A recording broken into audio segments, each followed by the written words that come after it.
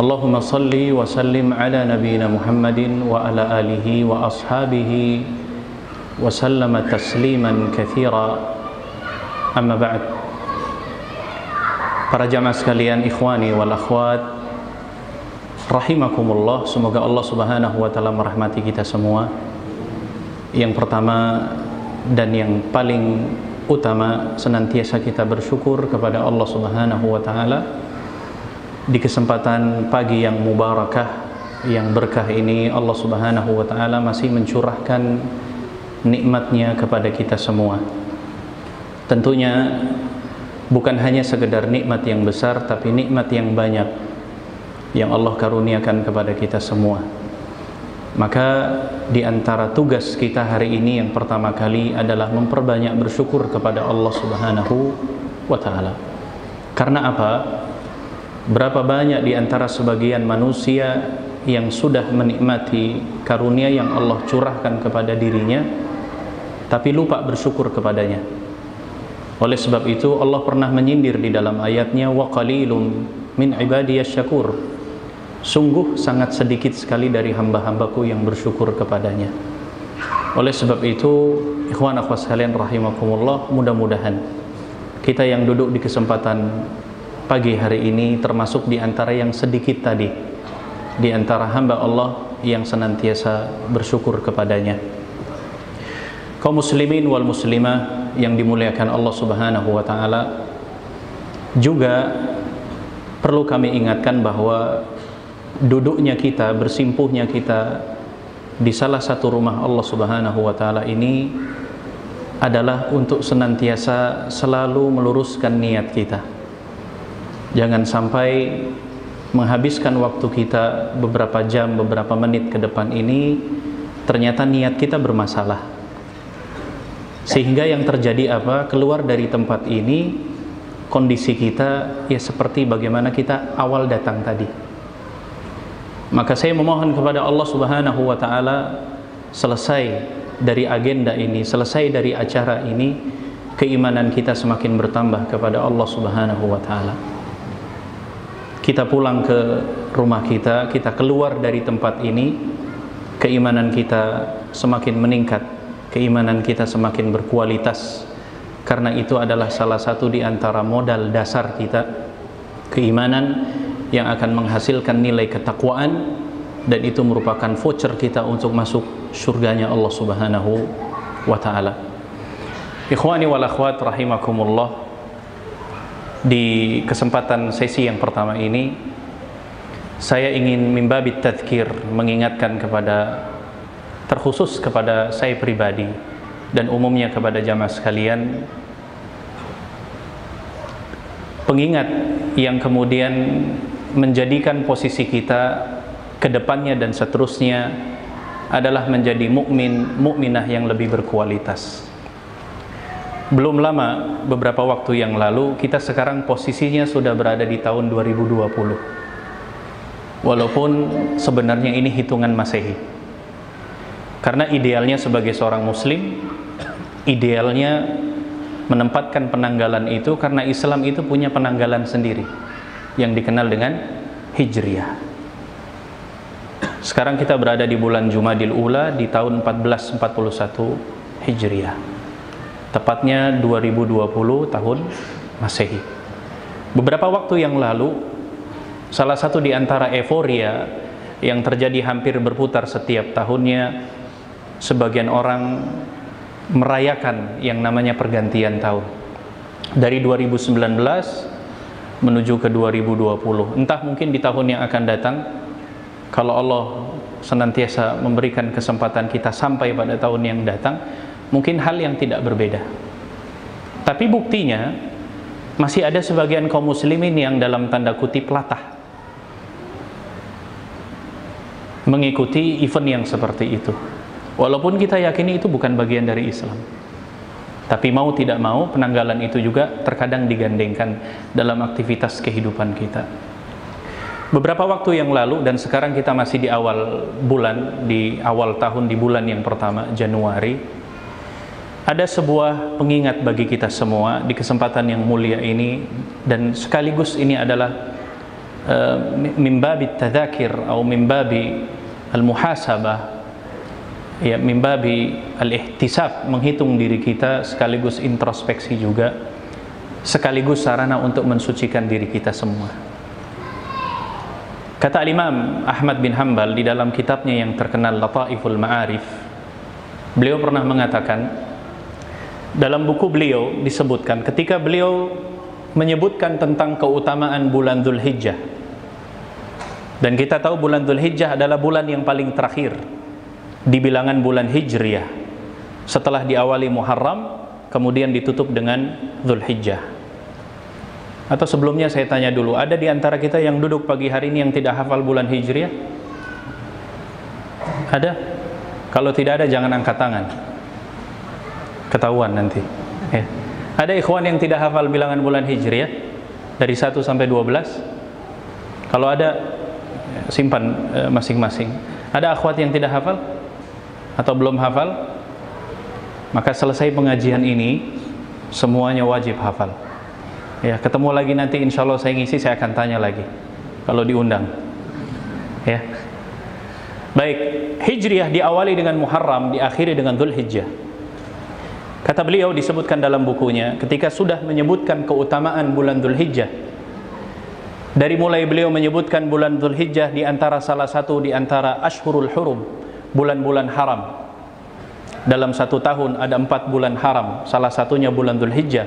Beliau sebutkan tentang keagungannya, beliau sebutkan tentang keutamaannya. Kemudian beliau sebutkan lagi di antara keutamaan al-ashra al-awail min syahri Dzulhijjah, keutamaan di 10 hari yang pertama di bulan Dzulhijjah, sampai menyebutkan beliau keutamaan ayyamut tasyrik. Sampai di akhir pembahasannya beliau mengatakan yang paling terpenting bagi seorang muslim ketika menghadapi momentum pergantian waktu seperti ini, berarti menunjukkan bahwa semakin dekatnya dirinya akan berjumpa dengan Allah Subhanahu wa taala. Pernahkah ikhwan akhwat sekalian sampai kita berpikir ke sana bahwasanya sejak 2019 di penghujung kemudian di awal 2020, pernah nggak terbesit di dalam diri kita berpikir ke sana bahwasanya usia kita berjalan, waktu yang berjalan, berarti apa? Jatah tinggal kita di dunia ini juga semakin berkurang, dan semakin dekatnya kita akan berjumpa dengan Allah Subhanahu wa ta'ala. Apakah selama ini Allah berikan kehidupan kepada kita, kita sudah faham hakikat kenapa Allah menciptakan kita? Afa hasibtum annama khalaqnakum abatha wa annakum ilaina la turja'un? Apakah kalian mengira Allah menciptakan kalian itu sekedar main-main dan kemudian kalian tidak akan dikembalikan? Ini kata Allah Subhanahu wa ta'ala. Orang yang imannya, orang yang ada keimanan di dalam dirinya, dia akan sangat meyakini bahwa kelak nanti dia akan bertemu di mana hari akan berjumpa dengan Allah Subhanahu wa ta'ala. Bagaimana mengemasnya, bagaimana menyusunnya, mempersiapkan agar perjumpaan dengan Allah adalah perjumpaan yang baik, bukan perjumpaan yang kemudian muncul kalimat ya laitani, seandainya saya dulu seperti itu, atau kemudian andaikan dan seterusnya andaikan. Walaupun kita tahu bahwa ungkapan penyesalan kelak di hadapan Allah tidak akan bermanfaat lagi. Dunia masih ada kesempatan ketika seseorang menyesal, tapi akhirat bukan tempatnya, bukan saatnya. Maka ikhwan akhwat sekalian rahimakumullah, sudah sampaikah kemudian kita berpikir ke sana? Kalau kemudian ada di antara kita yang sudah sampai ke sana, maka salah satu di antara PR yang paling besar di dalam diri kita mestinya menjadikan diri kita adalah semakin muslim, menjadikan muslimah yang lebih berkualitas, menjadi nilai keimanan, menjadi seorang mukmin dan mukminah yang lebih tenanan. Oleh sebab itu konsep yang harus tertanam di dalam diri kita, mengajak diri kita untuk kemudian hijrah di jalan Allah Subhanahu wa ta'ala. Jamaah sekalian yang dimuliakan Allah Subhanahu wa ta'ala, Allah mengatakan di dalam surat yang ke-9 ayat yang ke-20, di lembaran yang ketiga di pojok bagian akhir di lembaran bawahnya, Allah mengatakan apa di dalam ayatnya? Allah Subhanahu wa taala mengatakan alladzina amanu wa hajaru wa jahadu fi sabilillahi bi amwalihim wa anfusihim a'zamu darajatan indallah wa ulaika humul faizun. Apa kata Allah Subhanahu wa taala? Sesungguhnya orang yang beriman, yang berhijrah, yang berjihad fi sabilillah, di jalan Allah Subhanahu wa taala, a'zamu darajatan indallah, itu lebih mulia derajatnya di sisi Allah Subhanahu wa taala. Sudah mulia tingginya di sisi Allah, Allah mengatakan wa ulaika humul faizun. Mereka itu adalah orang-orang yang faiz, orang-orang yang dimenangkan oleh Allah Subhanahu wa taala. Maka zahir ayat ini menunjukkan bahwa orang yang berani hijrah, mereka adalah orang yang paling mulia di sisi Allah, derajatnya lebih tinggi di sisi Allah. Dan orang yang berani berhijrah, mereka adalah orang-orang yang dimenangkan oleh Allah Subhanahu wa taala. Sekarang pertanyaannya, berani atau tidak kita ini? Berani nggak di tahun 2020 ini semakin membuncahkan diri kita untuk meningkatkan kualitas keimanan kita, menjadi muslim muslimah yang tenanan, berislam dengan Islam yang benar? Sudah berapa usia kita sekarang? Sudah benar belum cara berislam kita? Itu pertanyaan yang besar. Kaum muslimin rahimakumullah, kata hajaru, kata hijrah di dalam Al-Quran tidak kurang dari 31 kali kata Allah menyebutkan di dalam Al-Quran. Dari 31 kata itu tidak kurang dari 6 ayat di beberapa tempat selalu digandengkan dengan kalimat hajaru wa amanu. Hijrah dengan alladzina amanu itu selalu digandengkan. Apa hikmahnya? Menunjukkan bahwasanya orang yang hijrah itu menunjukkan bahwasanya di antara standar barometer keimanan seseorang itu adalah dilihat dari hijrahnya. Menunjukkan bahwa kualitas keimanan seseorang itu dilihat dari sejauh mana dia berani hijrahnya. Allah Subhanahu wa taala menyebutkan salah satunya di dalam ayat ini, alladzina amanu wa hajaru. Mereka orang yang beriman dan berhijrah. Makanya hadis permulaan yang berbicara Nabi SAW tentang masalah hijrah, faman kana hijratuhu ilallahi wa rasuli fa hijratuhu ilallahi wa rasuli. Berarti apa? Menunjukkan dulu para sahabat radhiyallahu anhum ajmain, mereka orang-orang yang berhijrah, menunjukkan bahwasanya salah satu standar keimanannya bisa dilihat dari situ. Yang menjadi ukuran barometernya adalah keimanan itu sejauh mana dia berani berhijrah. Kembali kepada diri kita masing-masing, berani atau tidak? Kaum muslimin wal muslimah yang dimuliakan Allah Subhanahu wa taala, hijrah secara etimologi maknanya adalah at-tarku, meninggalkan. Baik meninggalkan tempat yang tidak nyaman menuju tempat yang nyaman, meninggalkan tempat yang tidak baik menuju yang baik, atau meninggalkan sesuatu yang buruk menuju yang baik. Maknanya secara umumnya, secara bahasa maknanya demikian, at-tarku. Oleh sebab itu, di dalam sejarah agama Islam, bahwa Nabi SAW melakukan hijrah itu sebanyak 2 kali. Dan hijrah tidak sama dengan yang namanya migrasi, nggak sama. Orang hanya pindah tempat, cari yang kemudian nggak nyaman, cari yang paling nyaman. Tidak sama. Kalimat hijrah itu adalah terminologi syar'i yang baku di dalam syariat agama kita yang mulia ini. Oleh sebab itu kita lihat dalam sejarah bahwasanya Nabi SAW melakukan hijrah itu sebanyak 2 kali.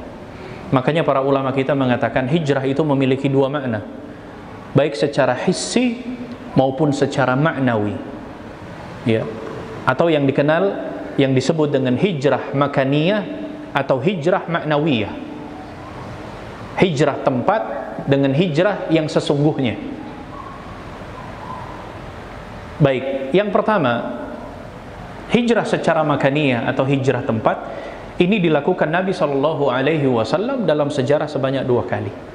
Iya tidak? Yang pertama, Nabi SAW hijrah menuju ke Habasyah. Tujuannya, qasdunya adalah di dalam rangka meminta perlindungan pada waktu itu. Karena apa? Kondisi Mekah yang kemudian sudah tidak kondusif pada waktu itu. Sehingga apa? Mereka hijrah kemudian menuju Habasyah dalam rangka sebagai bentuk ya, mencari perlindungan. Oleh sebab itu, hijrah yang pertama ini, yang berangkat itu rata-rata yang sudah sepuh, sedangkan yang energi itu tetap tinggal dalam rangka untuk ya, memberikan perlindungan.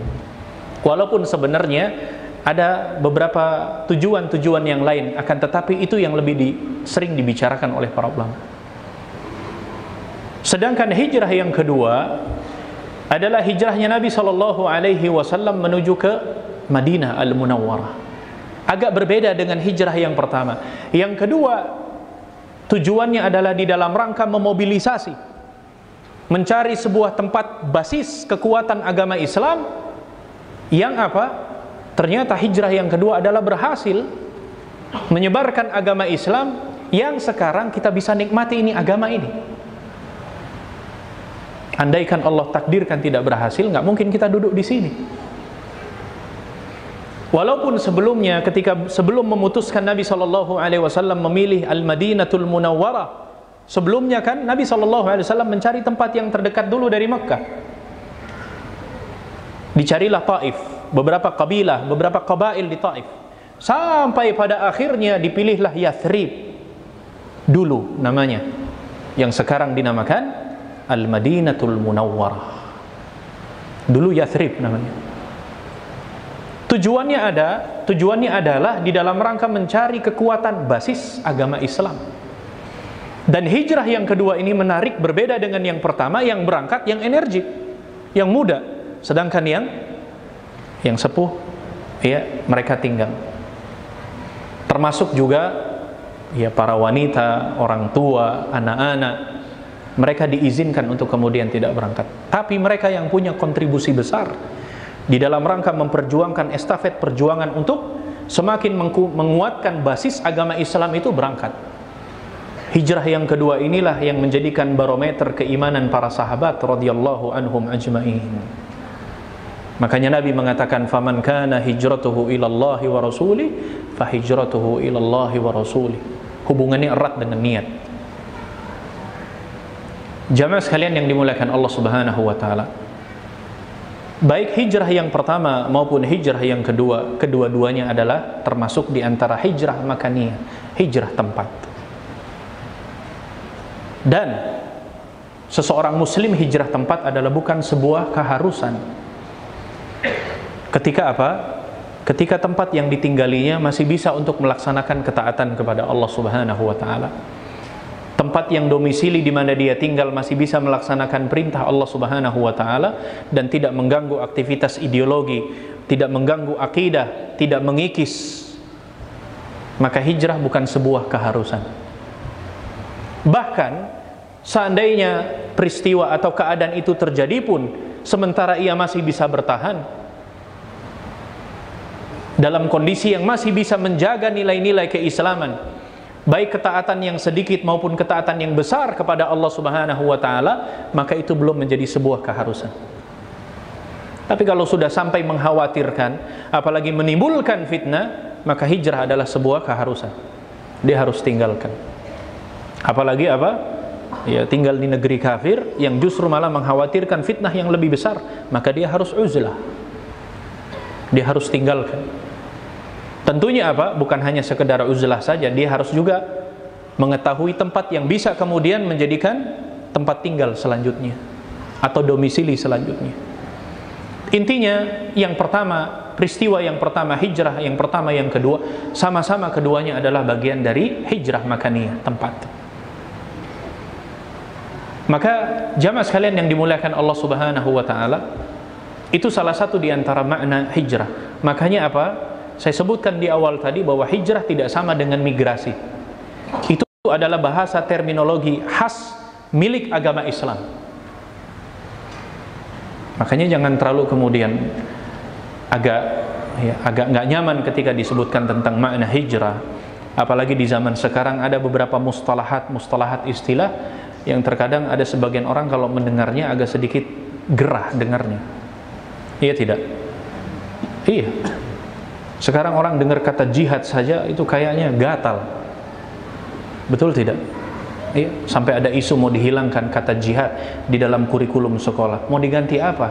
Perang-perangan? Nggak cocok. Itu sudah merupakan bagian dari kosakata agama kita. Radikal, apalagi? Ada orang-orang yang kemudian tidak senang dengan mustalahat, istilah-istilah Arab. Harusnya apa? Kembali lagi dalam bahasa yang kita miliki. Jangan kira bahasa Indonesia itu hampir semua kosakatanya mengadopsi dari bahasa Arab. Makanya kalau ada orang mengatakan tidak senang dengan yang namanya nuansa kearab-araban, salah. Iya nggak? Betul tidak? Majelis Permusyawaratan Rakyat. Majelis bahasa apa? Bahasa Indonesia, cari di kamus, nggak akan ada. Majelis bahasa Arab. Permusyawaratan dari bahasa mana? Bahasa Arab. Rakyat dari bahasa Arab. Kalau agak kemudian gerah dengan nuansa Arab, jangan pakai nama Majelis Permusyawaratan, cari bahasa yang lain. Iya tidak? Iya. Bukan kita, ya, bukan kemudian bahasa Arab yang mengadopsi bahasa kita yang mengadopsi dari sana. Baik, jamaah sekalian rahimakumullah, hijrah yang kedua yang disebut dengan hijrah ma'nawiyah. Hijrah ma'nawiyah adalah para ulama menyebutkan ini yang disebut dengan hijrah qalbiyah atau hijrah yang sebenarnya, yaitu seseorang meninggalkan sesuatu yang tadinya larangan menuju ketaatan, yang tadinya haram menuju yang halal, yang tadinya kesyirikan menuju tauhid, yang tadinya bid'ah menuju sunnah. Itu namanya hijrah ma'nawiyah. Dan ini adalah sebuah keharusan bagi seorang muslim. Makanya kata Nabi SAW di dalam sebuah hadisnya, beliau mengatakan bahwa al-muhajiru man hajara ma nahallahu anhu. Orang yang berhijrah itu adalah orang yang meninggalkan apa-apa yang dilarang oleh Allah Subhanahu wa ta'ala.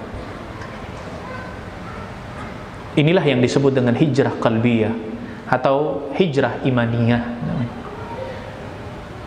Dan ini seorang muslim sebuah keharusan. Sehingga apa?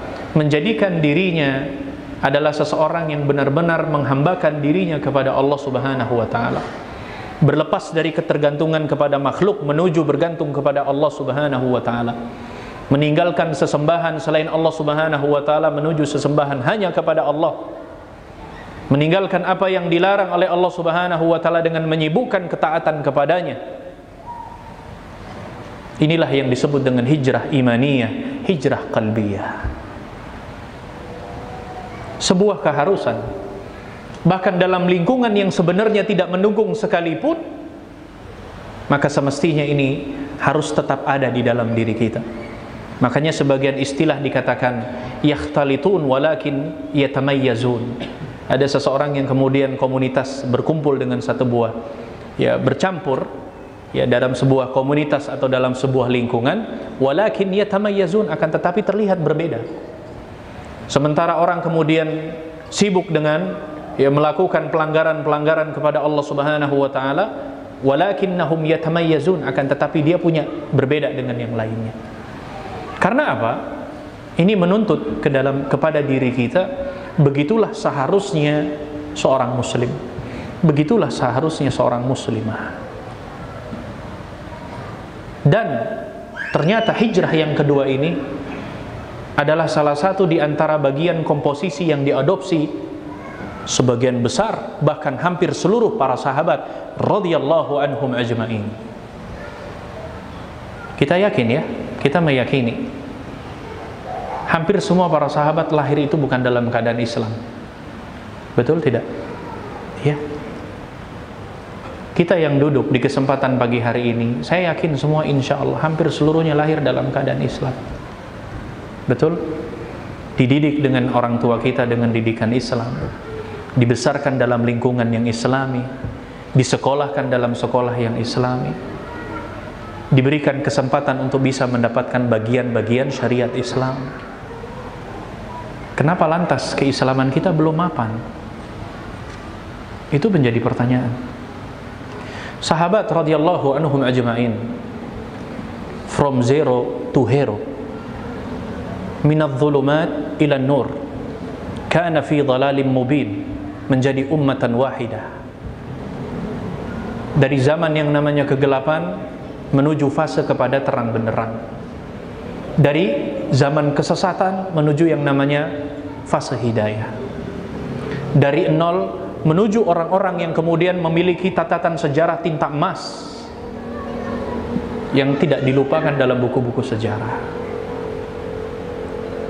Semangatnya mereka di dalam rangka untuk menghijrahkan dirinya, menggapai yang namanya sebuah keimanan, karena tujuan mereka adalah di dalam rangka untuk menuju Allah Subhanahu wa ta'ala dan surganya. Makanya tidak heran, dan hijrah yang kedua ini nggak bisa dilakukan secara biasa-biasa saja. Butuh yang namanya tadhiyah, butuh yang namanya pengorbanan, butuh yang namanya mujahadah, butuh yang namanya as-sabru. Pasti kita akan menghadapi yang namanya aral dan rintangan ketika mencoba diri kita untuk menjadi muslim yang lebih baik. Itu merupakan bagian dari sunnatullah. Sama seperti kita hidup demikian. Yang namanya orang hidup, selama kita masih hidup di muka bumi Allah Subhanahu wa ta'ala, pasti kita akan menghadapi yang namanya masalah. Maka seorang mukmin ketika dihadapkan oleh masalah, dia selalu mengembalikan kepada Allah Subhanahu wa ta'ala. Dia tidak akan pernah menyalahkan siapapun, dia tidak akan mencari sebab apapun, kecuali pada akhirnya benangnya akan ditarik. Semuanya adalah ketetapan Allah Subhanahu wa ta'ala. Begitu. Dan seorang mukmin ketika dihadapkan oleh permasalahan menunjukkan bahwasanya bukan berarti Allah Subhanahu wa ta'ala ingin menghinakan dirinya. Akan tetapi ini adalah bagian di antara evaluasi yang Allah akan berikan kepada dirinya, sejauh mana yang namanya kualitas keimanan yang ada di dalam dirinya. Antum kira profesi yang namanya para nabi dan rasul, saya menyebutkan profesi ya, nggak apa-apa ya bahasa kekini, yang namanya nubuwah itu, seseorang kemudian jadi nabi dan rasul lantas kemudian santai-santai saja duduk di atas bangku seperti ini, hanya sekedar memerintah kepada umatnya? Tidak. Padahal mereka adalah hamba pilihan Allah Subhanahu wa ta'ala. Tapi kata Nabi SAW, inna asyaddul bala al-anbiya, sesungguhnya ujian yang paling terberat yang Allah berikan kepada manusia yang pertama kali adalah para nabi. Para nabi. Ternyata apa? Allah sangat paham kenapa Allah pilih mereka menjadi nabi dan rasul. Karena mereka orang-orang yang telah lulus dari ujian dari Allah Subhanahu wa ta'ala. Maka jadilah mereka hamba pilihan Allah Subhanahu wa ta'ala.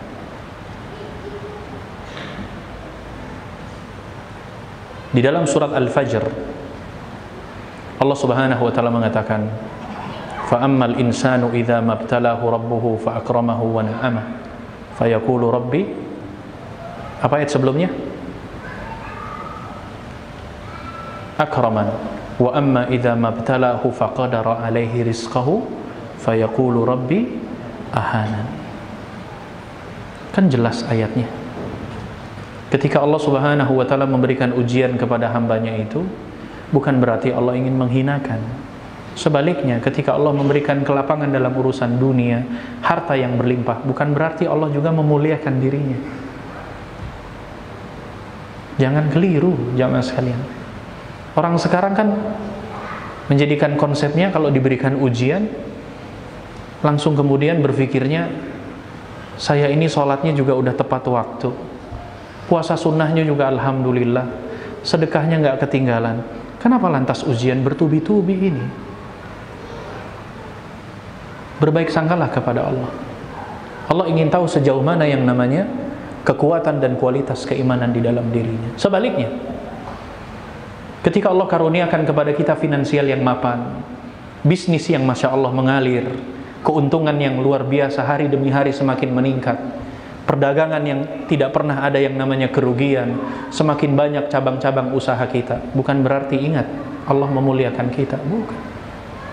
Sama, itu juga merupakan ujian. Artinya apa? Allah karuniakan nikmat seperti itu, apakah dengan hartanya semakin mendekatkan dirinya kepada Allah, atau justru sebaliknya, menjauhkan dirinya dari Allah Subhanahu wa ta'ala. Ada orang yang berkuasa, ada orang yang diberikan kedudukan di dunia, tapi ternyata dengan kekuasaan tersebut melalaikan dirinya dari Allah Subhanahu wa ta'ala, maka nasibnya sama dengan Fir'aun. Ingin mulia di mata manusia, dihinakan oleh Allah Subhanahu wa ta'ala.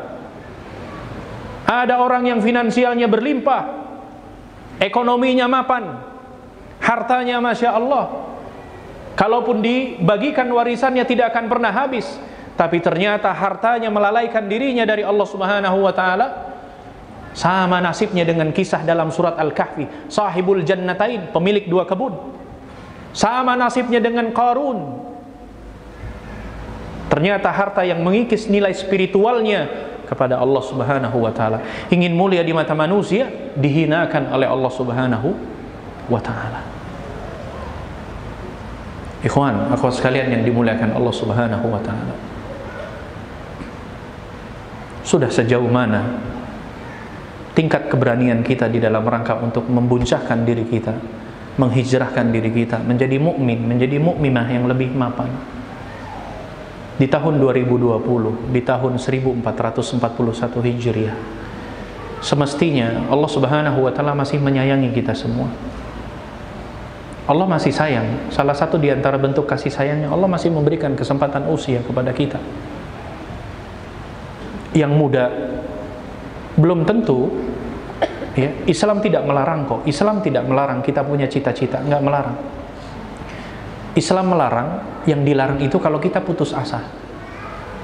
Cita-cita Allah enggak melarang kok. Silahkan, kita punya apa cita-cita. Kesempatan Allah berikan kepada kita ini salah satu di antara bentuk rahmahnya, kasih sayangnya Allah Subhanahu wa ta'ala kepada kita semua. Maka mestinya salah satu di antara wujud kesyukuran yang mesti kita tanamkan di dalam diri kita adalah memanfaatkan di sisa-sisa usia yang Allah Subhanahu wa ta'ala berikan kepada kita semua. Mungkin beberapa tahun yang sebelumnya, waktu yang sebelumnya, kita banyak dilalaikan. Maka selesai dari acara ini, kita harus menjadi mukmin, menjadi mukminah yang lebih mapan. Cara berislam kita bukan lagi klasik, tapi kita tenanan, jamaah sekalian rahimakumullah. Berkaca lagi dengan sahabat radhiyallahu anhum ajma'in.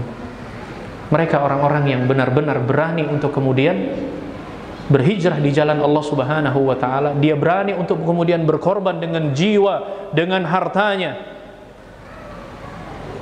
Sebagaimana di dalam ayat tadi, kalau sudah digandengkan amanu, hajaru, jahadu, sudah ada iman, berani berhijrah, berjihad. Ditambah lagi fi sabilillah. Ini salah satu di antara hikmahnya kenapa digandengkan fi sabilillah atau fillah, menunjukkan bahwasanya tujuannya itu bermuara finishnya hanya kepada Allah Subhanahu wa ta'ala.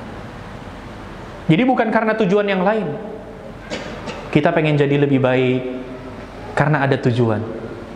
Kita pengen jadi muslimah yang Masya Allah, tapi ternyata tujuannya bukan kepada Allah, ada tujuan-tujuan makhluknya.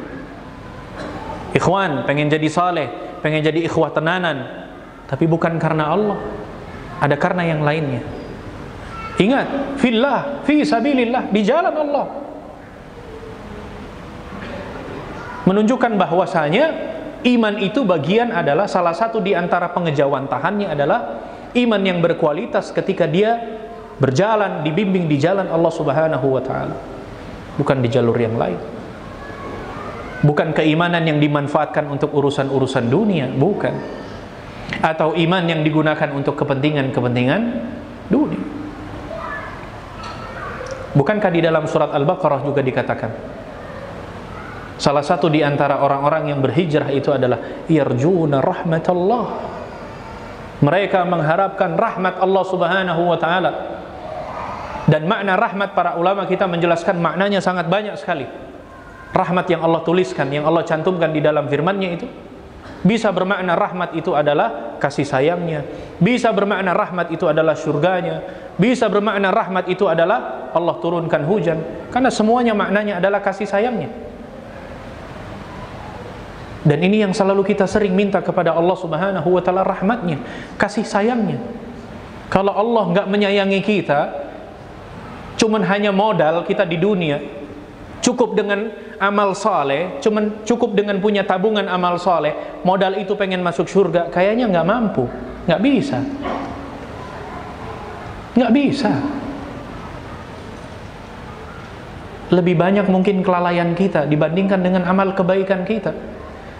Kalau mau ditimbang-timbang, muncul angka nominal, mungkin lebih banyak lalainya kita, lebih banyak ghaflahnya, tidak memenuhi syarat amal kita. Tapi karena rahmat Allah Subhanahu wa ta'ala, kasih sayangnya itu Allah kepada kita semua. Kalau bukan karena rahmatnya Allah itu, tidak akan muncul hadis dalam kitab Riyadhus Shalihin, seseorang yang membunuh 99 itu, genap 100 itu, sampai pada akhirnya dia masuk sebagai penduduk surga. Kalau bukan karena rahmatnya, kalau bukan karena rahmat Allah Subhanahu wa ta'ala, duduknya kita ini belum mencukupi untuk memberatkan timbangan kita, belum. Tapi karena senantiasa kita memohon rahmatnya Allah Subhanahu wa ta'ala, berupaya dengan kesungguhan dan pengorbanan, dan meluruskan niat kita kepada Allah Subhanahu wa ta'ala, itulah yang menjadikan komposisi itu. Terkadang sebuah amal yang kecil bisa menjadi besar di sisi Allah Subhanahu wa ta'ala. Mus'ab bin Umair radhiyallahu anhu, siapa yang tidak kenal beliau? Sebelum dirinya masuk ke dalam agama Islam, apa julukan beliau? Malikud dunia, pemiliknya dunia. Mus'ab ganteng, kaya, luar biasa. Hampir semua pakaian yang dikenakannya adalah pakaian yang mahal. Ya, sampai disebutkan wanginya saja.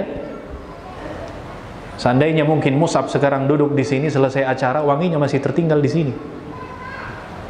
Mulai tadi jam 8:30, ya, zuhur masih ada wanginya di sini. Orangnya sudah pulang. Kalau dia jalan lewat sebuah jalan, ya, orang lewat jalan tersebut tahu bahwa Mus'ab baru lewat sini. Sampai seperti itu. Tapi apa yang terjadi ketika nilai keislaman sudah mulai tercium, niat tekad yang bulat untuk kemudian mengikuti risalah yang dibawa oleh kekasihnya Nabi SAW, dia tinggalkan itu semua. Ketika akhir penghujung hidupnya, wafatnya, sampai Nabi SAW mencari mana jenazahnya Mus'ab bin Umair. Ketika akan dikafani, kain kafannya saja tidak cukup untuk membungkus dirinya. Kalau ditarik untuk menutup kepalanya, kakinya tersingkap. Kalau ditarik untuk menutup kakinya, kepalanya tersingkap.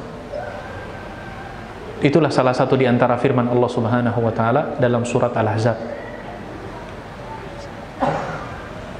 Salah satunya Allah menceritakan tentang Mus'ab bin Umair. Dia tinggalkan di dalam rangka untuk berani berhijrah, berjalan kepada Allah Subhanahu wa ta'ala, menginginkan a'zamu darajatan indallah. Jamaah sekalian yang dimuliakan Allah Subhanahu wa ta'ala, siapa yang tidak kenal Sa'ad bin Abi Waqqas radhiyallahu anhu? Sahabat yang sangat cinta sekali dengan ibunya, sampai pada akhirnya keimanan yang semakin kuat di dalam dirinya, sehingga dia harus meninggalkan nenek moyangnya dan menerima risalah yang dibawa oleh Nabinya SAW. Siapa yang tidak kecewa ibunya yang membesarkan, ternyata dia tinggalkan agamanya, diancam. Kalau engkau tidak kembali kepada agama nenek moyangmu, apa kata ibunya? Saya akan mogok makan sampai saya mati. Sampai orang mengatakan, ya qatala ummak, wahai yang membunuh ibunya sendiri. Goncang ini Sa'ad bin Abi Waqqas, ibu yang disayang. Tapi karena keimanan yang sudah mapan di dalam dirinya, Dia katakan kepada ibunya, seandainya dirimu memiliki nyawa 100 sekalipun diambil satu hari, setiap hari satu, tidak akan kemudian menggoyahkan untuk meninggalkan agamanya Muhammad. Hari demi hari dilihat ibunya semakin lemah. Lama-lama ibunya takut mati juga. Iya, akhirnya mengurungkan dirinya mogok makan. Makanya ini para ibu-ibu yang di sini, kalau kemudian konflik dengan anaknya kemudian berjanji tidak akan makan, biarkan saja. Biarkan. Ya, mengurung di kamarnya, biarkan saja, biar. Toh pada akhirnya dia lapar akan keluar sendiri. Iya, sudah, jangan digubris. Dia akan cari nanti tudung saji. Ya, atau minimal dia akan diam-diam belanja di luar nanti. Karena memang mogok makan bukan bagian dari sunnah Nabi SAW. Begitu juga para bapak-bapak di sini. Ya. Baik, jamaah sekalian yang dimuliakan Allah Subhanahu wa taala. Sampai kisahnya Al-Ashra Al-Mubashirina bil Jannah, 10 di antara sahabat yang dijamin masuk surga. Kalau kita lihat sejarahnya satu persatu, mereka orang-orang yang Masya Allah, dia tinggalkan semuanya di dalam rangka untuk menuju Allah Subhanahu wa ta'ala. Tidak ketinggalan di kalangan para sahabat, para wanita radhiyallahu anhun ajma'in. Sama. Maka jamaah sekalian yang dimuliakan oleh Allah Subhanahu wa ta'ala, sehingga hijrah ma'nawiyah atau hijrah qalbiyah ini adalah sebuah keharusan di dalam diri kita, yang menjadi sebuah PR, bukan hanya sekedar sebuah teori yang kita catat dengan pena di atas kertas kita, tapi butuh yang namanya action, butuh yang namanya aksi, dan tekad yang bulat serta niat di dalam diri kita untuk mengajak diri kita menjadi muslim, menjadi muslimah yang lebih mapan. Kalau kemudian dengan alasan nanti, esok, nanti bulan depan, nanti semester yang akan datang, siapa yang memberikan dhaman, jaminan kepada kita untuk kemudian menjadi kehidupan yang bisa kita lewati hari-hari ini dengan baik? Oleh sebab itu jamaah sekalian yang dimuliakan oleh Allah Subhanahu wa taala, hijrah ma'nawiyah ini adalah sebuah keharusan yang mesti ada di dalam diri kita. Karena itulah yang saya katakan yang diadopsi oleh para sahabat radhiyallahu anhum ajma'in. Sehingga apa yang sekarang kita rasakan, kalau bukan karena komitmen mereka, kalau bukan karena pengorbanan mereka, sepertinya nggak bisa kita ini bisa menikmati Islam sampai dengan saat ini. Dan jamaah sekalian yang dimuliakan Allah Subhanahu wa taala, di dalam rangka merealisasikan hijrah itu tidak mesti antara satu dengan yang lainnya di antara kita semua mesti harus sama, harus punya potensi yang sama. Enggak kok, enggak mesti harus sama. Berbeda pun tidak masalah. Karena apa? Yakinlah bahwasanya Allah Subhanahu wa taala memberikan karunia kelebihan kepada kita satu dengan yang lainnya itu berbeda-beda.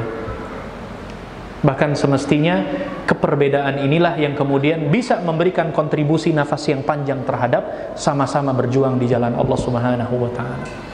Dan jangan perlu hasad, nggak perlu saling benci. Karena Allah sudah memberikan masing-masing pos dan porsinya kepada kita semua.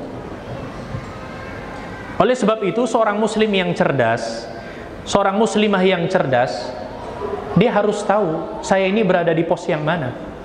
Potensi saya itu di mana? Karena apa? I'malu fakullu muyassarun lima khuliqalah. Kata Allah kan begitu. Berbuatlah kalian, beramalah kalian, sesungguhnya masing-masing kalian telah Allah mudahkan jalannya. Kan begitu. Qul kullu ya'malu ala syakilati dalam surat Al-Isra. Masing-masing manusia itu menempuh jalannya sendiri-sendiri. Inna sa'yakum lasyatta. Sesungguhnya usaha kalian berbeda-beda, sehingga kita nggak mesti sama jalan hijrah kita ini. Sesuai dengan apa yang Allah karuniakan kepada diri kita. Makanya menarik jamaah sekalian yang dimuliakan Allah Subhanahu wa taala, ketika Allah turunkan firman-Nya dalam surat Al-Baqarah, ada dua ayat yang serupa ini dalam surat Al-Baqarah dengan surat Al-A'raf. Bunyi ayatnya sama. Ya, qad alima kullu unasim masyrabahum. Sesungguhnya masing-masing manusia itu telah mengetahui tempat minumnya mereka sendiri-sendiri. Masing-masing orang itu sudah tahu di mana dia tempat mengambil air minumnya. Ayat satu di dalam surat Al-Baqarah, yang satunya dalam surat Al-A'raf. Kalau mau diselesaikan satu ayat penuh itu, sebenarnya ayat ini berbicara tentang kisahnya Musa dengan kaumnya Bani Israel, yang pada akhirnya Allah Subhanahu wa taala memerintahkan Nabi Musa untuk memukulkan tongkatnya, maka keluarlah 12 mata air itu. Fanfajarat min huthnata asyrata aina. Kalau dalam surat Al-A'raf ayatnya berbunyi fambajasat min huthnata asyrata aina. Artinya apa?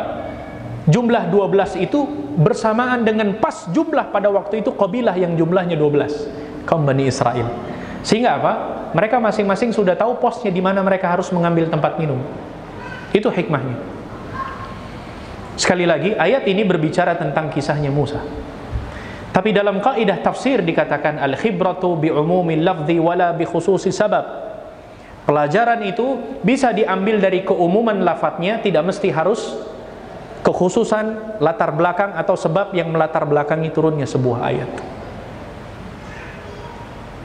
Allah ingin menunjukkan bahwasanya setiap kita itu Allah sudah karuniakan potensinya masing-masing.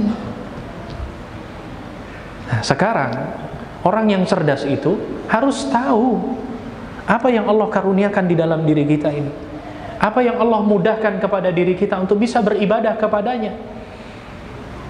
Dari pintu yang mana kita harus paham bisa masuk menerobos surganya Allah Subhanahu wa taala. Jangan sampai nggak tahu sama sekali kita ini di mana. Kelebihan kita itu apa? Wasiqal ladzina taqaw rabbahum ilal jannati zumara. Kata Allah, sesungguhnya Allah itu akan memasukkan hambanya yang bertakwa ke dalam surganya dengan cara berkelompok-kelompok.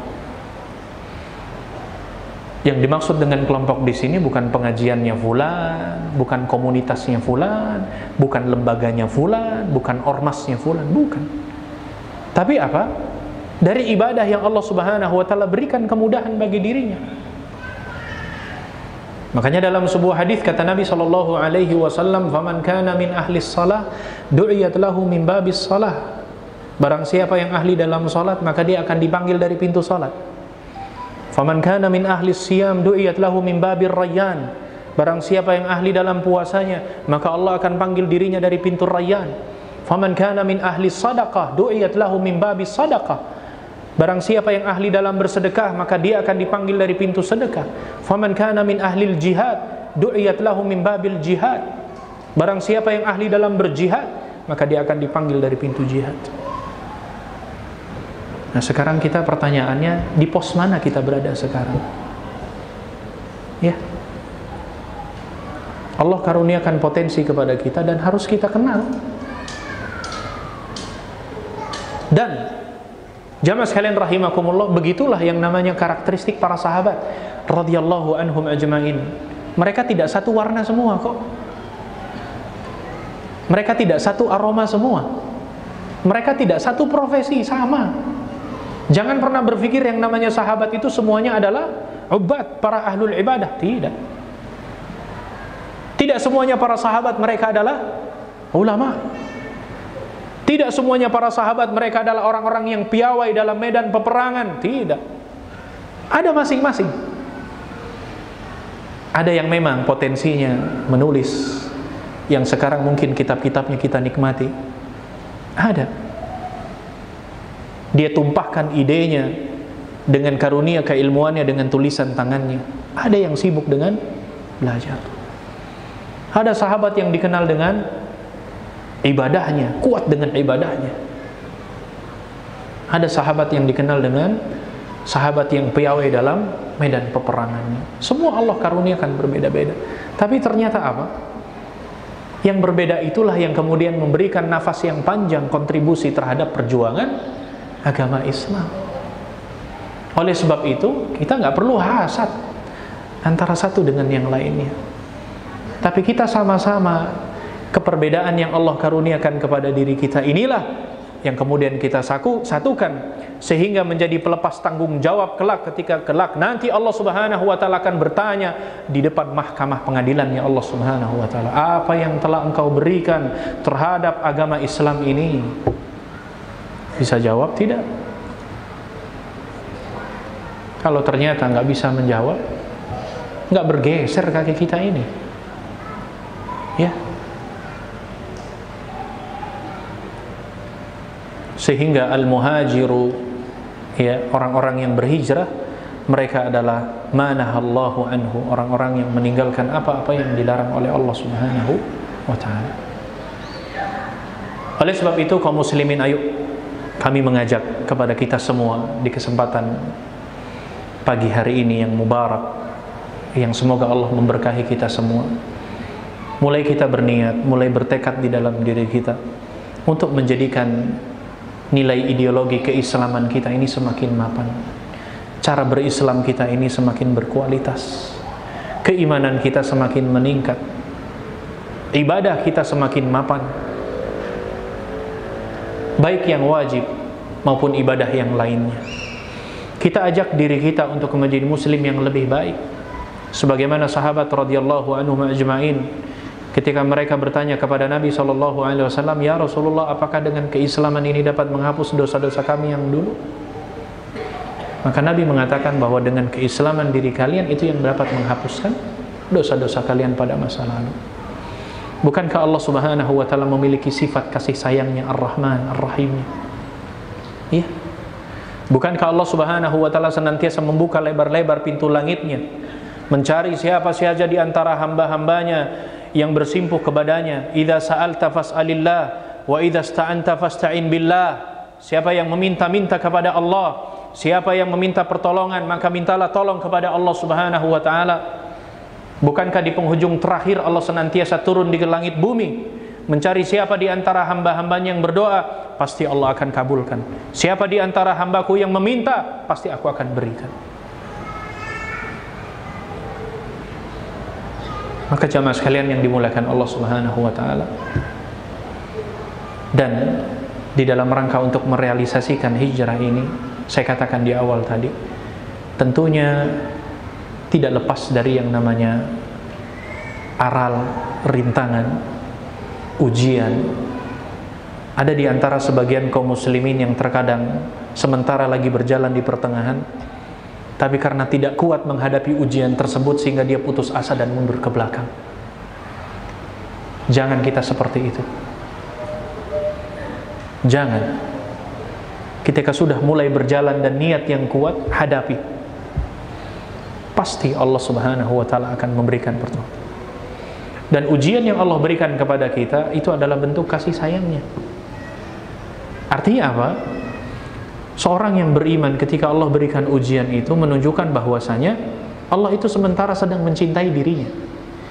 Idza ahabballahu qauman ibtalahu, kan begitu kata Nabi. Kalau Allah mencintai sebuah kaum itu pasti Allah akan mengujinya. Alif lam mim ahasiban nasu ayyutraku ay yaqulu amanna wa hum la yuftanun. Kata Allah di permulaan surat Al-Ankabut, apakah kalian mengira ketika kalian sudah beriman lantas kemudian kalian bebas, tidak dievaluasi oleh Allah? Tidak. Walaupun kita meyakini bahwa ujian yang Allah berikan itu, Allah sangat faham kok tentang keterbatasan diri kita. Jadi jangan pernah mengatakan, ya Allah berat sekali ini ujian yang saya hadapi, nggak mampu kayaknya ini ya Allah saya menyelesaikannya. Bukan nggak mampu, karena kita belum berusaha. Dan terkadang juga belum seberapa yang Allah berikan kepada diri kita, sudah lantas perlahan-lahan mundur ke belakang. Padahal ada saudara kita, ada di tempat yang lain mungkin lebih besar ujiannya, dan ternyata mereka sanggup kok. Inilah salah satu di antara bentuk Allah ingin mengetahui sejauh mana kualitas keimanan yang ada di dalam diri kita. Ya, memang dunia itu tempatnya ujian. Ya, ujian sesuatu yang tidak kita senangi, termasuk juga yang kita senangi juga bagian dari ujian. Kata Imam Ibnul Qayyim kan begitu. Selama manusia hidup di dunia itu, Allah akan berikan ujian, cobaan yang tidak disenangi, dan termasuk juga yang disenanginya. Yang satu dalam rangka untuk bisa bersabar, yang satu dalam rangka untuk bisa bersyukur kepada Allah Subhanahu wa ta'ala. Pernah dengar athar Nabi SAW dari Aisyah radhiyallahu anha. Nabi SAW beliau sampai sholat malam, sampai kakinya bengkak-bengkak kan? Kan begitu dalam atharnya dikatakan. Istrinya melihat, ya Rasulullah, kenapa engkau ini harus capek-capek bangun malam? Faqad ghafarallahu laka dzamban ma taqaddama wa ma ta'akhkhar. Padahal Allah sudah mengampuni dosamu yang telah lalu dan yang akan datang, sudah menjamin surganya. Ngapain harus capek-capek seperti itu? Apa jawab lisan Nabi? Sederhana, afala akunu 'abdan syakura. Bukankah aku ingin menjadi hamba Allah yang senantiasa bersyukur kepada Allah Subhanahu wa ta'ala. Nah, kita yang jarang bangun malam ya, puasa sunnah juga ya kadang-kadang ya, sekalinya niat puasa sunnah hari Senin, pas di perempatan ketemu masakan Padang sudah nggak kuat.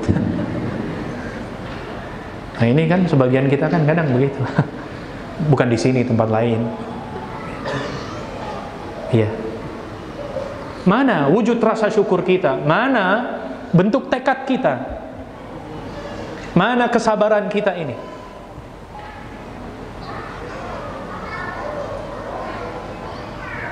Itulah yang namanya sebuah fenomena ketika Allah masih memberikan kesempatan hidup kita di muka bumi Allah Subhanahu wa ta'ala. Nggak apa-apalah sampai pada akhirnya kita bisa mengistirahatkan diri kita. Pernah ditanya Imam Ahmad bin Hanbal, ya Syekh, mata raha, kapan kita istirahat? Kata beliau, kalau sudah salah satu kaki kita menginjakkan surganya Allah Subhanahu wa ta'ala, itu baru istirahat.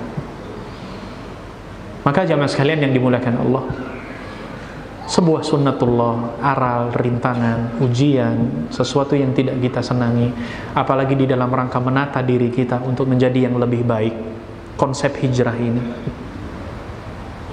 maka yang mesti harus ada di dalam diri kita, yang pertama, tanamkan di dalam diri kita yang namanya jiwa tadhiyah, pengorbanan. Pengen masuk surga itu butuh yang namanya pengorbanan. Nggak ada yang namanya santai-santai. Kalau para sahabat saja mereka saling berlomba kok untuk menjadi yang paling the best, dan kemudian merasa tersaingi kalau kemudian ada sahabat yang lain yang lebih unggul dalam urusan akhirat. Mereka merasa gimana, cemburu gitu ya. Sampai seperti itu.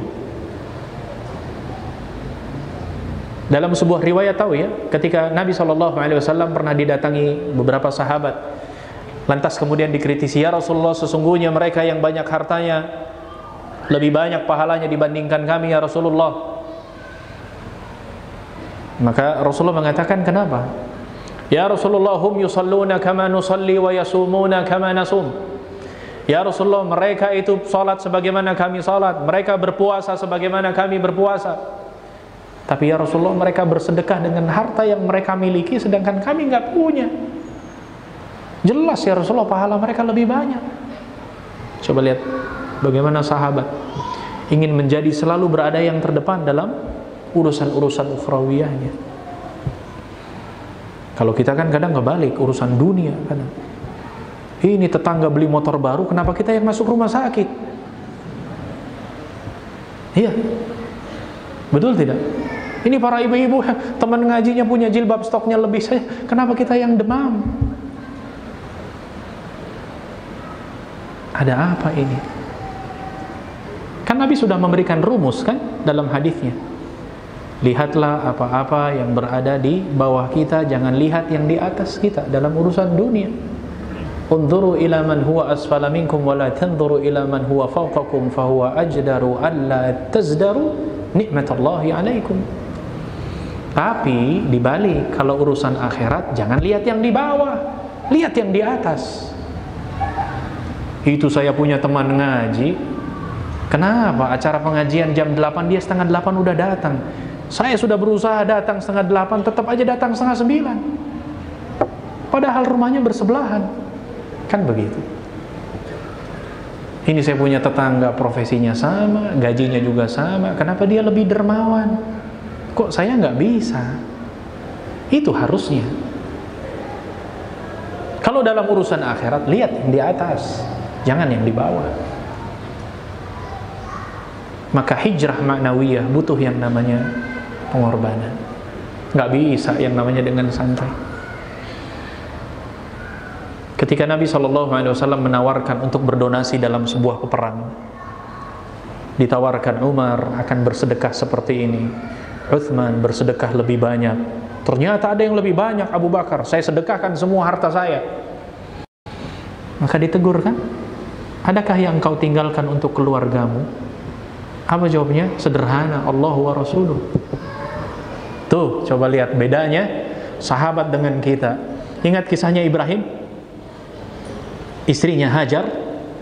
Ismail itu anak si mata wayang yang ketika kecil itu, bayangkan ditinggalkan Ibrahim di tanah tandus itu, hanya berbekal beberapa kurma dengan air. Pergi saja Ibrahim begitu, meninggalkan dulu Mekah, cikal bakal yang namanya Mekah masih tanah padang tandus.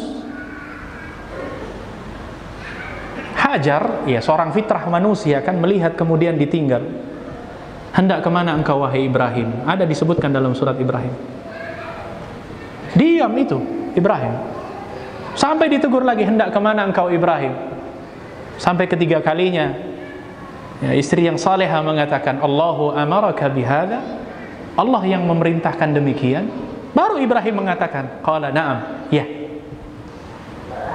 Apa jawab Hajar? Idzan Allahu la yudayyi'una, kalau begitu Allah tidak akan menyia-nyiakan kami.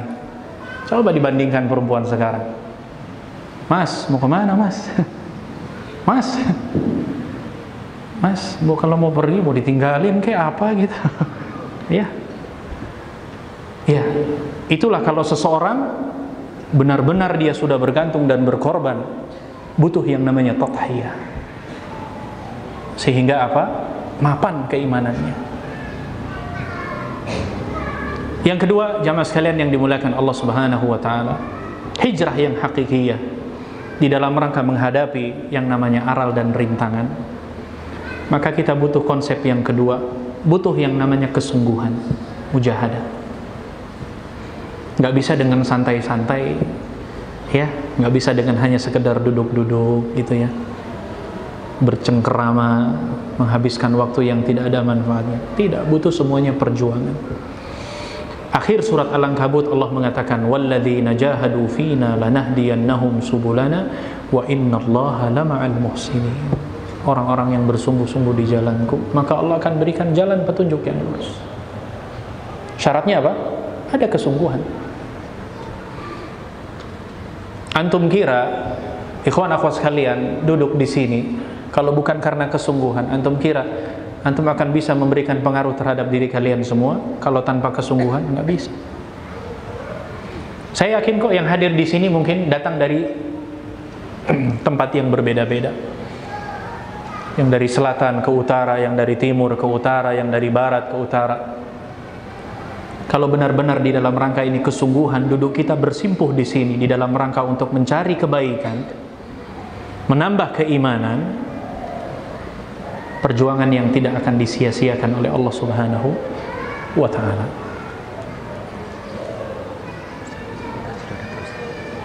Berapa menit lagi? Sudah. Yang terakhir, tentunya tidak lepas senantiasa kita berdoa kepada Allah Subhanahu wa ta'ala. Ya, coba diingat-ingat kembali jamaah sekalian, dalam 24 jam ini sudah berapa banyak kita mengulang-ulang doa kita kepada Allah? Atau lebih banyak kita apa? Ya, lebih banyak memintanya dibandingkan berdoanya, lebih banyak berharapnya dibandingkan dengan doanya. Harusnya kan seimbang. Kalau pengen sesuatu ya harus seimbang mintanya juga. Ya, dan doa adalah ibadah, dan Allah Subhanahu wa taala senantiasa mencari siapa di antara hamba-hambanya yang selalu ingin bersimpuh kepadanya. Dan Allah itu semakin sering diminta, Allah itu semakin senang. Iya. Semakin sering kita meminta kepada Allah, Allah itu semakin senang. Inilah bedanya antara Allah dengan makhluk, Khalik dengan makhluk. Coba makhluk sering diminta, marah-marah pasti. Tapi Allah semakin sering diminta, semakin senang. Maka jamaah sekalian, mudah-mudahan mudah-mudahan pertemuan kita di kesempatan kali ini adalah pertemuan imaniyah insyaallah. Ya, bukan karena duduk di sini karena ada hubungan nasab atau apa, tidak sama sekali, tapi benar-benar karena kita diikat nilai keimanan, satu akidah, ya, satu penyembahan kepada Allah Subhanahu wa taala. Mudah-mudahan duduknya kita, berkumpulnya kita di kesempatan hari ini, Allah Subhanahu wa taala kumpulkan lagi nanti di dalam surganya insyaallah, saling berhadapan, ya, saling berbahagia satu dengan yang lainnya, menikmati kenikmatan yang Allah Subhanahu wa taala janjikan kepada kita semua. Saya kira demikian jemaah sekalian rahimakumullah. Di sesi yang kedua nanti insyaallah kita akan lebih banyak lagi mengambil faidah dari beliau hafizahullah taala, Ustaz Umar Mita. Barakallahu fikum ala husni ihtimamikum, jazakumullahu khaira. Terima kasih banyak atas perhatian antum semua. Mohon maaf ada hal-hal yang kurang berkenan.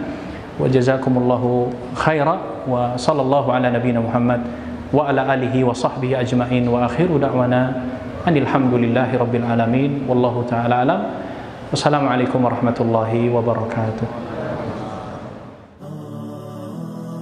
قالوا إنها وعد قالوا إنها وعد نحن عصبة الأسد فأتاهم زحفنا زائلون للأبد ثم نادوا حسمت إنها قد رسمت فأتاهم ردنا صعقت بل سحقت قالوا إنها وعد نحن عصبة الأسد فأتاهم زحفنا زائلون للأبد ثم نادوا حسمت إنها قد رسمت فأتاهم ردنا صعقت بل سحقت